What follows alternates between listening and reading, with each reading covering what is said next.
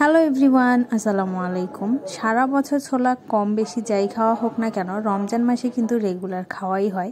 আমার মনে হয় প্রতিটা বাসাতেই রমজান মাসে ছোলা খাওয়া হয়, আর ছোলাটা অনেকেই পছন্দ করে, আমারও অনেক ভালো লাগে। তো আমি কিভাবে একদম ঝটপট আর মজার ছোলা রান্না করি, তো সেটাই আপনাদের সাথে শেয়ার করব।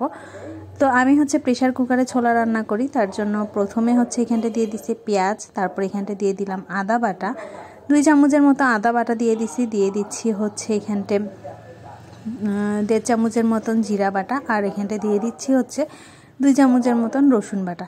প্রেশার কুকারে আসলে ছোলাটা রান্না করলে ছোলাটা এত মজা হয় আর নরম হয়, আমাদের বাসার সবাই পছন্দ করে। আর এখানটা দিয়ে দিচ্ছি পরিমাণ মতন হলুদ গুঁড়া, আর এখানটা দিয়ে দিব মরিচের গুঁড়া। ঝালটা যেরকম খাবেন, তবে ছোলাতে ঝাল একটু কম হলেই বেশি ভালো লাগে।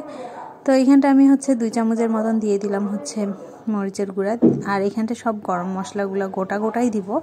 তো এখানে দিয়ে দিচ্ছি কয়েকটা দারচিনি, দিচ্ছি সাদা এলাচ 5টার মতন, আর এখানটা দিয়ে দিচ্ছি 10টার মতন লং। তো এই সবগুলো দিয়ে আমি এখন এটাকে ভালো করে মাখাই নিব। তার আগে এখানটা দিয়ে দিচ্ছি পরিমাণ মতন তেলটা এখন একটু কম দিচ্ছি, কারণ আমি পেঁয়াজ বেরেস্তা করে আবার দিব, সেই জন্য এখন কিন্তু আমি পেঁয়াজ একটু কমই দিছি।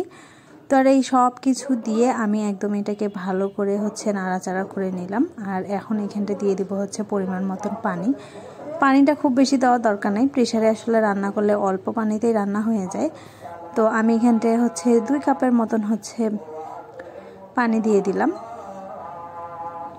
আর এই সবগুলা দিয়ে আমি এখন নাড়েচাড়ে চুলাতে এটা দিয়ে দিব। তো এক একজনের প্রেশার আসলে এক এক রকম হয়, কারো তাড়াতাড়ি সিটি হয়, কারো একটু সিটি হতে দেরি লাগে। তো আমি এখানে 3টা থেকে 4টার মতন সিটি দিয়ে নিব। আর এখানটা দিয়ে দিচ্ছি পরিমাণ মতন লবণ। তো এটা সিটি উঠা পর্যন্ত আমি ওয়েট করব। তো এইখানটা চুলায় দিয়ে দিলাম। তো এই যে সিটি আমি 4টার মতন দিছি, আর এই আমার ছোলাটা। তো যখন প্রেসারে সব কিছু মাখায় চোখায় এইভাবে চড়াই দিবেন, দেখবেন আপনার অর্ধেক রান্নাটাই হয়ে গেছে, আর খুব তাড়াতাড়ি হয়ে গেছে। তার সাথে ছোলাটাও কিন্তু অনেক সুন্দর সেদ্ধ হয়ে যায়। তো এইদিকে আমি এখন ছোলাটা একটু কষাই নিব। তার জন্য এখানটা আমি দিয়ে দিচ্ছি পেঁয়াজ। তো আমি যেহেতু এখানটা অল্প করে পেঁয়াজ দিছিলাম, এখানটা আমি আরও একটু পেঁয়াজ দিলাম। আর পেঁয়াজটাকে এখন আমি নাড়াচাড়ে ভাজে নিব, কালার আসা পর্যন্ত পেঁয়াজটা নাড়াচাড়া করে নিব। তো এদিকে আমার পেঁয়াজটা এই যে কালার আসে গেছে, আর এই সময় পেঁয়াজটা যাতে আর একটু পুড়ে না যায়, তার জন্য আমি প্রথমে একটু 2 চামচের মতন ছোলাটা দিয়ে নিচ্ছি, যাতে আমার পেঁয়াজটা পুড়া না লাগে।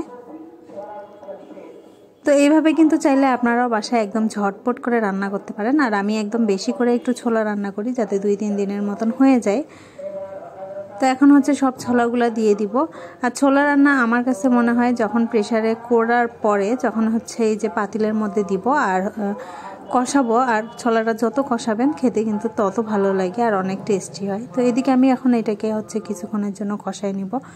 তো এইটা কষাতে কষাতে এর মধ্যে আমি এখন দিয়ে দিব কিছুটা পরিমাণে চিনি, একদমই কম, দেখে নিশ্চয় বুঝতে পারতেছেন। চিনিটা দিলে লবণ আর চিলির যে মিশ্রণটা, দুইটাই অনেক ভালো থাকে, আর ছোলাটা খেতেও কিন্তু অনেক ভালো লাগে। তো যখন রান্না করবেন তখন একটু দিয়ে দেখবেন যে কীরকম লাগে।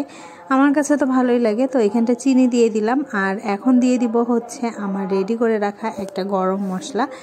আর এই মশলাটা দিলে এত সুন্দর একটা টেস্ট আসে, আর এত সুন্দর একটা ঘ্রাণ আসে, ছোলাটা খেতেও অনেক ভালো লাগে। তো এখানটা গরম মশলাটা দিলাম, আর এই সব কিছু দিয়ে আমি এখন নাড়াচাড়া করে নিব। তো মশলাটা দেওয়ার পরও আমি কিছুক্ষণ এটা কষাই নিছি। তো কষানোর পরে আমি এখানটা একটু পানি দিছি। আমার প্রেশারটাতে যখন ছোলাটা ঢালি তখন ওর মধ্যে একটু মশলা টশলাগুলো ছিল, তো ভাবলাম একটু পানি দিয়ে এটাকে একটু হালকা মাখা মাখা করে নিব। তো মাখা মাখা করে নিলে মুড়ি দিয়ে খেতে ভালো লাগে, এমনিও খেতে ভালো লাগে। তো এই যে একদম মাখা মাখা করে নিছি, আমার ছোলাটা কিন্তু একদম রেডি। তো আমি এইভাবে করেই রমজানে না, আমি যখনই ছোলা রান্না করি এরকম করেই রান্না করি। তো এটা ছিল আমার আজকের ছোলা রান্নার একটা রেসিপি, আপনাদের সাথে শেয়ার করলাম। কেমন লাগলো অবশ্যই কমেন্ট করে জানাবেন। আর যদি আমার ভিডিওটা ভালো লেগে থাকে তাহলে প্লিজ আমার চ্যানেলটি সাবস্ক্রাইব করবেন। আর আমার পেজ থেকে যদি ভিডিওটা দেখে থাকেন তাহলে আমার পেজে একটা ফলো দিয়ে দিবেন। তো আজকে এই পর্যন্তই। সবাই ভালো থাকেন, সুস্থ থাকেন। দেখা হবে নেক্সট ভিডিওতে। আল্লাহ হাফেজ।